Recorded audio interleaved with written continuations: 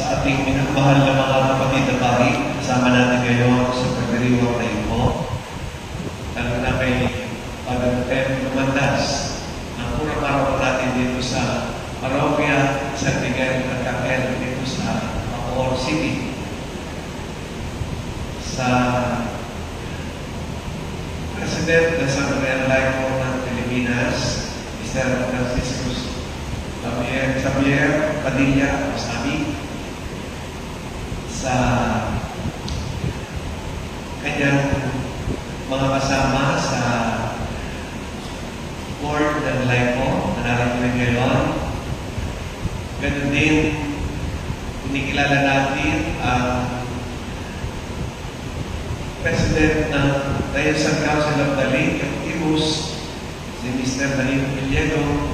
Siya ang namuna sa paghahanda para sa launching nito ng National Lady Week dito sa ating diocese. Kasama ang iba pa mga membro ng Diocese Council of the Lake of Imus sa darating rin ngayon. At hindi kinikilala ang mga kinagawan o representatives sa iba't iba mga dioceses. At mga kinagawan o representatives ng mga lay organizations, associations ng mga Laiko sa Pilipinas. Kinikilala din natin ang Laiko staff, mga taga rito sa parokya ni San Miguel Arcangel, mga taga-ibang parokya sa ating diocese na rin ngayon. Sa inyo pong lahat, minamahal ng mga kapatid sa ating Panginoong Hesus. Nais ko rin patingin at kilalanin ang chairman ng Episcopal Commission on the Lady, si Bishop Severo R. Maren.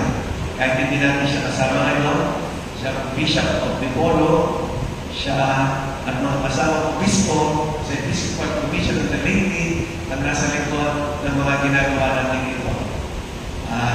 Pinagpapawanin niya na hindi siya makadalo sa ating pagtitiwag ngayong araw na ito. Ngayon po ay kapiyastahan ni San Mateo na pag-ipuna sa pasimula ng ating pagdiriwang. Sino si San Mateo? Ikinuwento sa atin sa Ebanghelyo. Siya ay isang maniningil na buwis, tax collector. At alam natin, noong panahon yun, nasa ilalim ng imperyo ng Roma ang Israel. Sila nasasabot ng imperyo ng Roma at sinisingilan ng buwis ang mga nasabot na lupain ng Roman Empire kasama ang Israel kung nasaan ang ating Panginoong Jesucristo at ang mga harinig natin sa pagbasa kasama sa Mateo. Kaya sa layo ng Roma sa Israel, hindi alam isakto ng mga tao kano ba talaga ang pinasisingil ng buwis.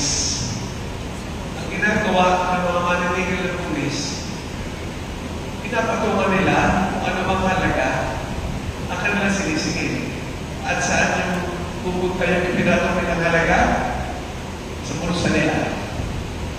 Kaya para sa mga kababayan ni Mateo, isang traidor, isang magnanakaw, ang maninigil na buwis. Biniyayaman niya kanyang sarili at siya'y naglilingkod sa imperyo ng Roma. Ito ang kalagayan ni San Mateo. At nandun siya sa isang sulok sa bayan na kung saan napadaan ang ating Panginoong Hesus.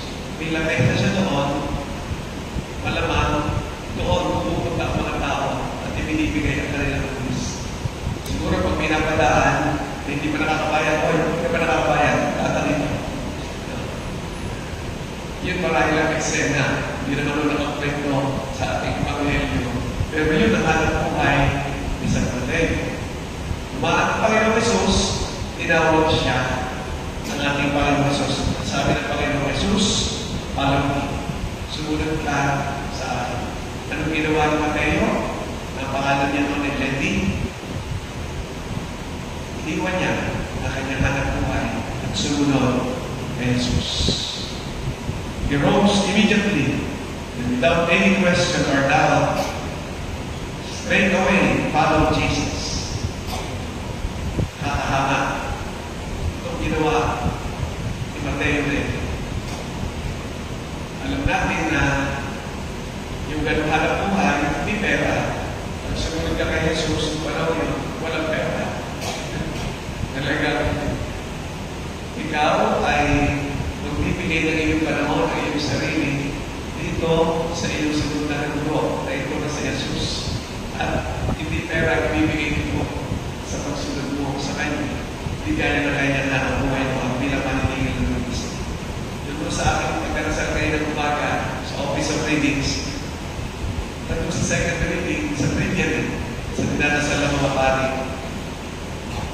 Simply the Venerable says, the Lord's word, follow me, means imitate me by a change of life. Hindi basta siya tumayo. Sumunod kay Jesus. Ano ginawa ng Mateo? Iniwan niya ang kanyang hanap buhay para tularan, sundan ng ating Panginoong Jesus. Ito ang unang aral para sa atin. Ang pagsunod sa ating Panginoong Jesus ay ano? Pagtulad sa Kanya. Sa Kanyang mga prinsipyo sa buhay, sa Kanyang pamumuhay sa pag-ibig, pagmamalasakit sa kapwa, sa Kanyang pagmamalasakit sa mga may sakit, sa Kanyang paglilingkod, sa lalong mga kailangan. Yun ang buhay ng ating Panginoon Jesus. At yun, ang buhay, kaya alam niya, hindi lamang kay Mateo sa ating lahat. Follow Jesus means to imitate Jesus. At hindi lang natapos doon.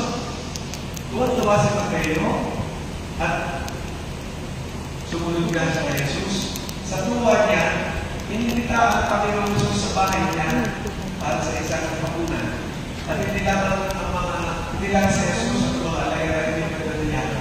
Tiyaya niya yung mga maningin ng buwis at ibang mga kasalanan. Narinig ito sa ibang ng kabinasa. He invited his ever tax collectors to the dinner. At gulat-gulat yung mga eskrib at mga pariseyo sa ginawa ng Panginoon Jesus, bakit pumunta siya doon sa bahay ng Mateo, isang maninigil ng buwis, isang pinalang kasalanan. Dahil ang tingin nila sa kanilang sarili, wala silang kasalanan. Self-righteous. The scribes and the Pharisees are self-righteous. Lahat tayo ay makasalanan. Lahat tayo ay nangangailangan ng kabay at awa ng Diyos. Sabi ng mga eskrib at mga pariseyo, bakit yung mga santo sa mga publikano at mga makasalanan ng inyong guro? Sabi sa mga lagan, narinig ito ni Jesus, sumagot siya. Ang mga may sakit na nangangailangan ng mga gamot, hindi ang walang sakit. Umayo kayo, unawain ninyo ang kahulugan ko. Habang ang ibig ko, hindi hain. Marito ako pagtawagin ng mga makasalanan, hindi ang makapanan. Napakaganda na ganito kalaki ang habag ng Diyos. So, sino mang tao na nais sumunod sa Kanya?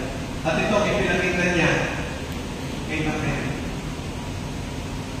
Ito po ay nakatawag pansin sa ating Santo Papa, Ipong Francis. Hindi pa siya Papa. Mahalaga na sa kanya itong gospel reading na ito.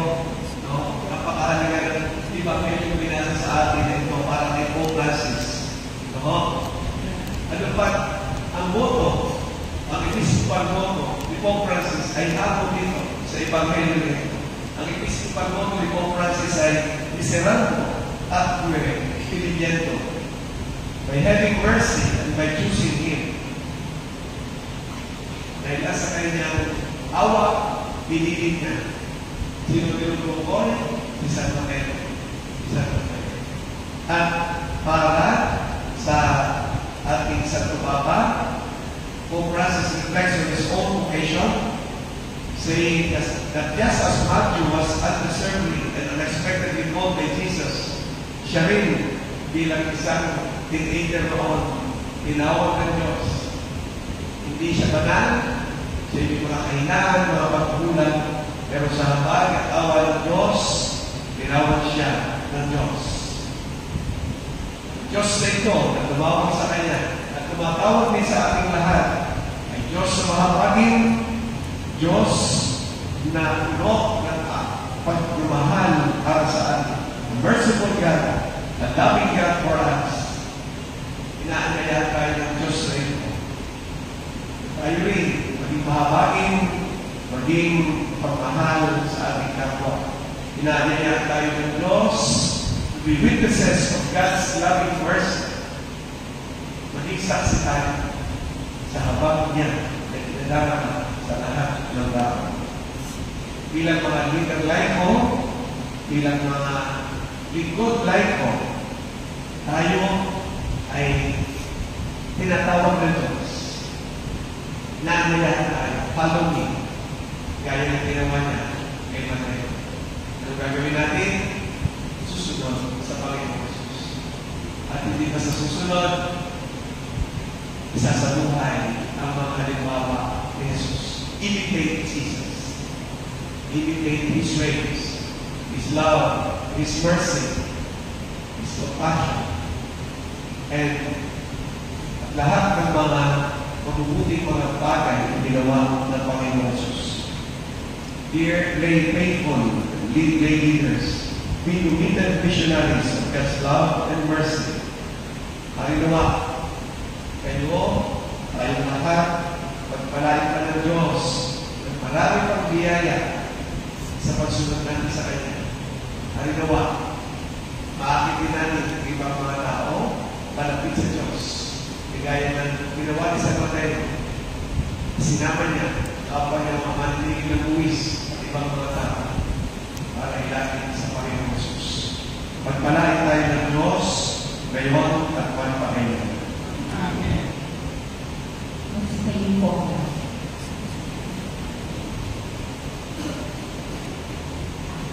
Ang buhay ni San Mateo ay binago